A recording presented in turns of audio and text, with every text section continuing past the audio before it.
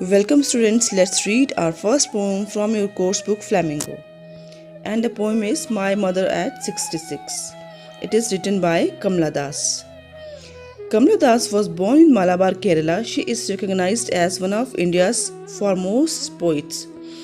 Her works are known for their originality, versatility, and the indigenous flavor of the soil.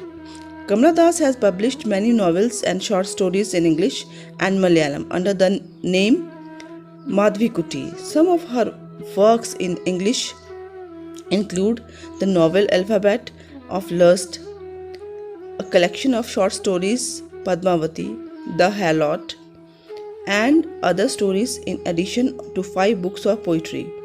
She is a sensitive writer who captures the complex subtleties of human relationships in lyrical idiom. My Mother at 66 is an example. My Mother at 66 is a sensitive portrayal of a daughter's anguish and fear on seeing her mother, who is in her twilight years. The entire poem is written in one sentence, interspersed with commas, which hint at the flood of emotions that are triggered by the mother's failing health. Kamla Das was a renowned Anglo-Indian poet. She wrote Malayalam short stories under the pen name Madhvi Kuti and the English poems under the pseudonym Kamla Das. A mother is she who can take the place of others, but whose place no one else can take. A mother and daughter's love is never separated. No daughter and mother ever live apart, no matter what distance between them. ये सभी चीज़ें जो है वो poet ने इसमें describe की हैं. Let's read. Driving from my parents' home to Cochin last Friday morning, I saw my mother beside me. Dozed, open-mouthed, her face ashen like that of a corpse, and realized with pain that she was as old as she looked, but soon put that thought away. She looked out at young. Here, doze means a short or light sleep, ashen means very pale, and corpse is a dead body. Means poet बताती हैं कि last Friday जब वो अपने parents के घर से कोचीन जा रही थी तो उनके साथ वाली सीट पर उनकी 66 इयर्स ओल्ड मदर भी बैठी थी और उन्होंने उनकी तरफ देखा. पोइट ने अपनी मदर की तरफ देखा तो वो कैसे लग रही थी? Like a corps means a dead body की तरह लग रही थी. मीन्स वो जैसे हल्की झपकी ले रही थी. उनका माउथ था वो खुला हुआ था और उनका जो फेस था वो बिल्कुल कलरलेस पीला लग रहा था. कोई उस पर रौनक नहीं थी, कोई ग्लो नहीं था उनके फेस पे. तो उनको देखकर पोइट को बहुत दुख होता है कि उनकी मदर जो है वो बहुत ओल्ड हो चुकी हैं. मीन्स और उनको शायद ये भी ख्याल आ रहा होगा कि वो कभी भी मर सकती हैं और ये सोचकर वो बहुत सैड हो जाती हैं. मीन्स वो बहुत नेगेटिव सोचने लगती हैं.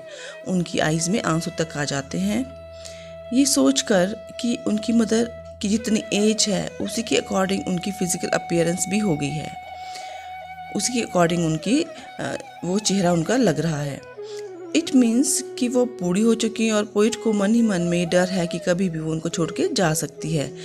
इस नेगेटिव थिंकिंग के साथ सडन उनको एहसास होता है कि उनकी मदर उसे इतना सैड मूड में ना देख ले, उनके आंसू ना देख ले और फिर वो इस जो थॉट को है वो छोड़ देती हैं और वो अपना ध्यान जो है वो अपना डाइवर्ट करने की कोशिश करती. Trees sprinting, the married children spilling out of their homes, but after the airport's security check, standing a few yards away, I looked again at her wan pale as a late winter's moon and felt that old, familiar ache, my childhood's fear. But all I said was, "See you soon, Amma." All I did was smile and smile and smile. यहाँ क्या क्या difficult words हैं? Sprinting means moving और shooting out of the ground. Spilling to move out in a great number. Wane means sick or unnaturally pale. Ache means pain. Means वो अब अपना ध्यान जो है डाइवर्ट करने के लिए गाड़ी से बाहर की तरफ देखती है. यहाँ पर जो एटमॉस्फेयर को कंपेयर करती है, गाड़ी के अंदर वो अपनी मदर को देखती है जो ओल्ड है और डेड बॉडी की तरह उसको नज़र आती है, जिनका फेस जो है वो कलरलेस हो गया है. On the other hand the trees are young. Mother जो है वो ओल्ड है और ट्रीज जो उसको नज़र आ रहे हैं वो बाहर उसको यंग लग रहे हैं, उनको यंग वो डिस्क्राइब कर रही हैं. एंड मीन्स गाड़ी के अंदर का माहौल नेगेटिव है और बाहर का पॉजिटिव है. पोइट बताती हैं कि जैसे जैसे गाड़ी चलती जाती है, पेड़ बाहर के पेड़ भी जल्दी जल्दी से भागते हैं और बच्चे हंसते खेलते हुए अपने घरों से बाहर निकलते दिखते हैं. मीन्स यहाँ पर पेड़ चलते नहीं है. मीन्स जिसे सभी ने ऑब्जर्व किया होगा, आपने भी ऑब्जर्व किया होगा, जब हम गाड़ी में ट्रैवल करते हैं तो बाहर पेड़ पौधे जो हैं वो अपोजिट डायरेक्शन में जाते नज़र आते हैं. वही चीज़ें उन्होंने बताई है. अब थोड़ी देर बाद उनकी गाड़ी जो है वो एयरपोर्ट पे जाके रुक जाती है और अब वो कहती हैं कि माँ उनसे कुछ ही दूर खड़ी थी और उन्होंने फिर से अपनी मम्मा को देखा और फिर से वो बिल्कुल बीमार, वेन मीन्स बीमार सी, सिक सी लग रही थी. उनका फेस तो पीला पड़ गया था, जैसे सर्दियों के चांद होता है उसकी तरह. सर्दियों के चांद से उन्होंने उनको कंपेयर किया है. सर्दियों के चांद की तरह वो लग रही थी.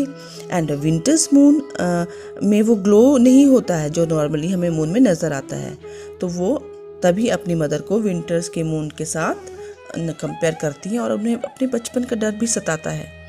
जैसे वो अपने बचपन में सोचती थी और हर बच्चा सोचता है कि मैं अपनी माँ के बगैर नहीं रह सकता, वही अब वो अपनी माँ की ढलती उम्र को देखकर सोचने लगती है कि अगर माँ को कुछ हो जाता है तो मैं कैसे रहूँगी. सभी बच्चे बचपन में ये सब चीज़ें सोचते हैं, लेकिन अपनी सैडनेस और अपने इमोशंस वाली जो फीलिंग है उसको छिपाते हुए उन्होंने अपनी मम्मा को गुड बाय कहा और ये कहा कि अम्मा हम जल्दी मिलेंगे. और हंसते हंसते उन्होंने उनकी तरफ देखा, लेकिन मन में उनको बहुत दुख था और सोच रही थी कि मेरी माँ बहुत बूढ़ी हो चुकी हैं. एंड पोइट के मन के अंदर एक डर था कि जब तक वो वापस आएंगी तब तक उनको कुछ हो ना जाए, वो रहेंगी या नहीं रहेंगी. वो इसी सोच में डूबी हुई थी. एंड बट उन्होंने ये सब एक्सप्रेस नहीं किया अपनी अम्मा के सामने या मदर के सामने, ये चीज़ें एक्सप्रेस नहीं की. बाद में उन्होंने इस पोइम के थ्रू अपनी फीलिंग्स हमें बताई हैं. बाद में जब उन्होंने ये पोइम लिखी है तो वो सब चीज़ें जो उन्होंने सोची थी वो इस पोइम में उन्होंने एक्सप्रेस की है. So this was the poem. Thank you.